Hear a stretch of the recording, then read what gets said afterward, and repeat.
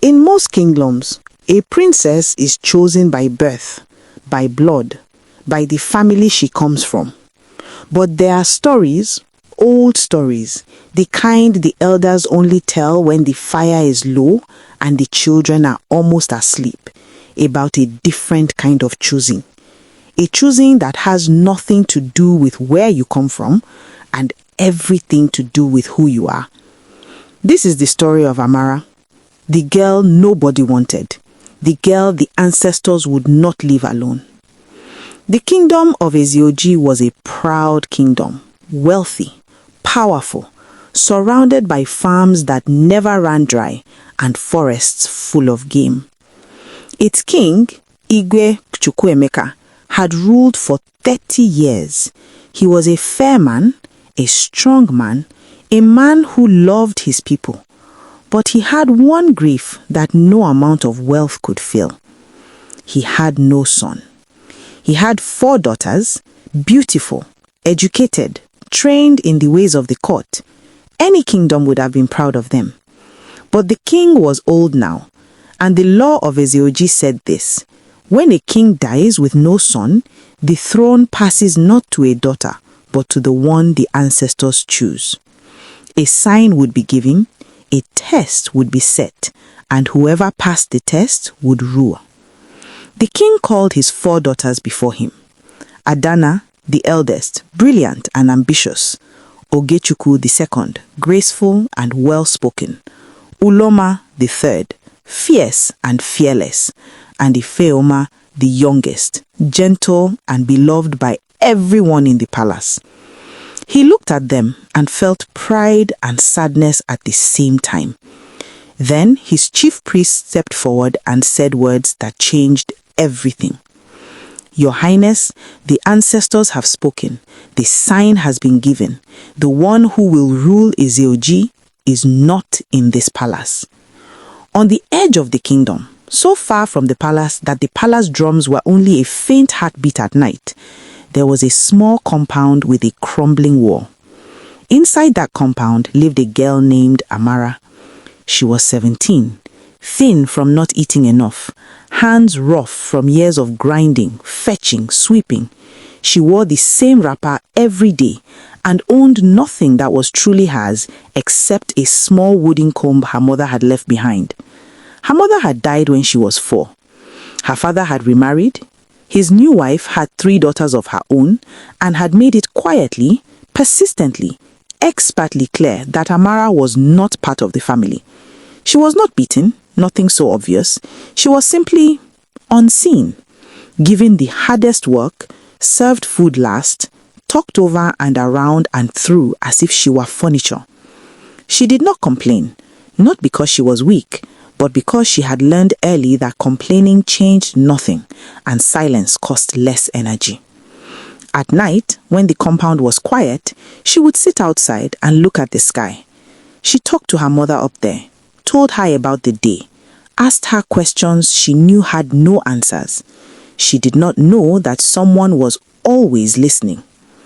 The chief priest announced that the ancestors had given 3 tasks that would reveal the true ruler of Ezioji. The tasks would be open to any woman in the kingdom, royal or common. The whole kingdom buzzed with excitement. The 4 princesses began preparing immediately. The finest clothes were ordered. Tutors were called. Advisors coached them on what the ancestors might be looking for. In the far compound, Amara heard about the tasks from a neighbor who passed by laughing. Girls from the palace will enter. What chance does anyone else have? Might as well watch from the road. Amara said nothing. She ground the morning grain. She swept the compound. She served her stepmother's daughters their breakfast. Then she set down the broom, wrapped her one wrapper neatly, and walked toward the palace. Not because she thought she would win. She did not know why she was walking, only that something in her chest, something that felt older than her own heartbeat, was pulling her forward. The first task was set at the palace gates. A very old woman sat on the ground. She was dressed in rags.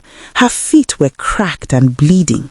A calabash of water sat beside her, and she was holding out a small piece of yam to every person who passed.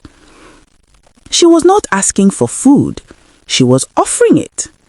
Most people walked past her confused. Some laughed.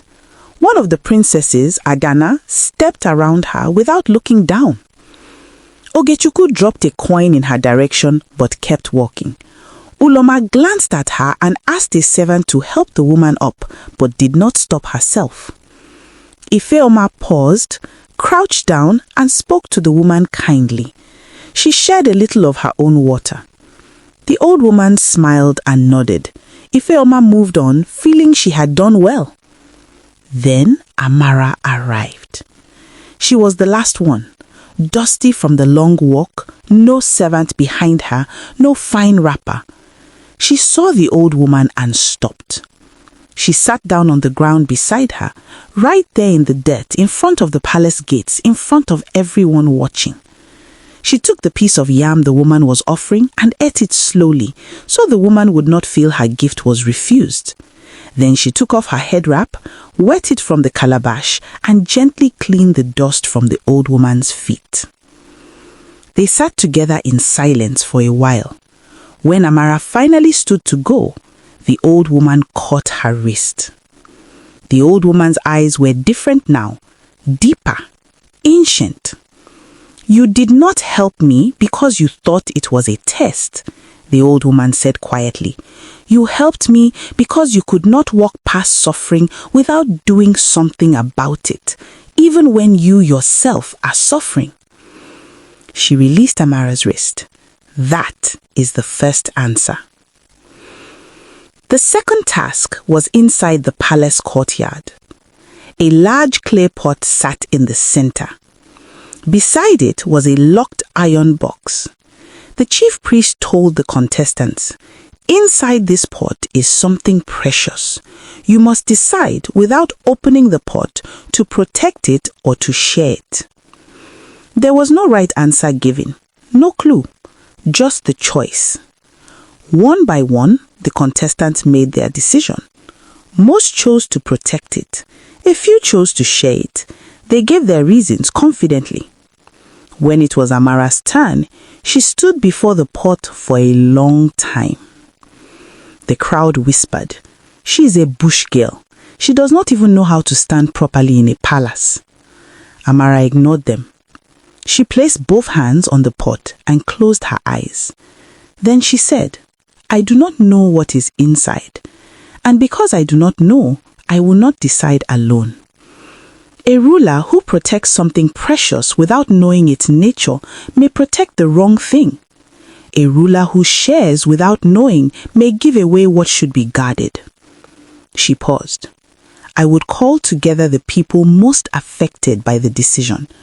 I would listen before I chose, and then I would take responsibility for whatever followed." Silence in the courtyard. The chief priest opened the iron box. Inside was a note written with 2 words, "Wisdom speaks." The third task was at sunset. Each contestant was taken alone to a room in the palace. Inside the room was a mirror, nothing else. They were told, "What the mirror shows you is the truth. Accept it or reject it. That is the task." The princesses went in one by one. When they came out, some were shaken, some were composed. None of them spoke about what they saw. When Amara entered, the mirror showed her everything. Her whole life, the compound with the crumbling wall, the stepmother's eyes looking through her, the years of invisible labor, the hunger, the loneliness, the mother she never knew, the sky she talked to at night. And then it showed her something else. It showed her what she could become.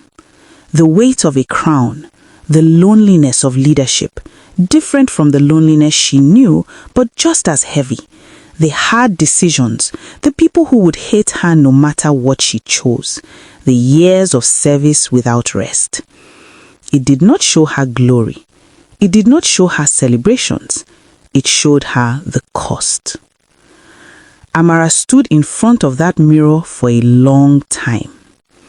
Then she said, out loud to her own reflection, I see it, all of it. I am not afraid of the truth about where I've been, and I am not afraid of the truth about where this leads. I accept both. She walked out of the room with dry eyes and steady hands. The chief priest gathered everyone in the great hall. He was an old man who did not waste words. He looked out at the 4 princesses in their fine wrappers and jeweled necks. He looked at Amara standing at the back, still dusty, her worn wrapper slightly wrinkled from sitting on the ground at the gate. He walked to her. The ancestors do not choose blood, he said. They choose character. He placed the staff of the kingdom in her hands. The hall erupted. Protests from the princesses, shock from the nobles, outrage from the courtiers. Amara stood very still. The king, old and frail in his throne, looked at her for a long time, then something in his face softened. He had seen something in her at the gate when he had been watching quietly from the window, the girl who sat in the dirt and cleaned the stranger's feet without being asked. He nodded slowly. It is done, he said. The transition was not smooth. Nothing real ever is. There were nobles who refused to bow, villages that sent no tribute, a neighboring king who laughed and said he would not negotiate with a girl who had no family name worth mentioning. Amara received each of them, listened, spoke calmly, held her ground without raising her voice. One by one they came around. Not because she forced them, because she was consistent, because she did not rule from fear or pride, because when there was suffering in the kingdom, she did not send a representative, she went herself. The princesses over time became her most trusted advisors. Ifeoma especially, who had been kind at the gate, became her closest friend. Her stepmother sent a message congratulating her. Amara sent back food and a kind reply. Not because she had forgotten, but because she understood that carrying bitterness into a throne room was the fastest way to become the wrong kind of ruler. She ruled Eze Oji for 40 years. They said she was the greatest ruler the kingdom ever had, not because of war, not because of wealth, but because under her rule, every person in the kingdom, from the palace to the crumbling compound at the edge of the road, felt seen. The ancestors did not choose Amara because she was perfect. They chose her because she was real. She knew suffering, so she could not ignore it in others. She knew what it felt like to be unseen, so she made sure no one under her care felt invisible. The world will often tell you that where you come from determines where you are going, that your name, your family, your wealth are your destiny. But there is an older law than that. Character is the only crown that cannot be taken from you. And the ancestors, they always know who is really wearing it. This has been an African folktale. If this story reminded you of someone strong, like, subscribe and share it with them. And if you are the girl from the crumbling compound, keep walking. You have not arrived yet, but you will.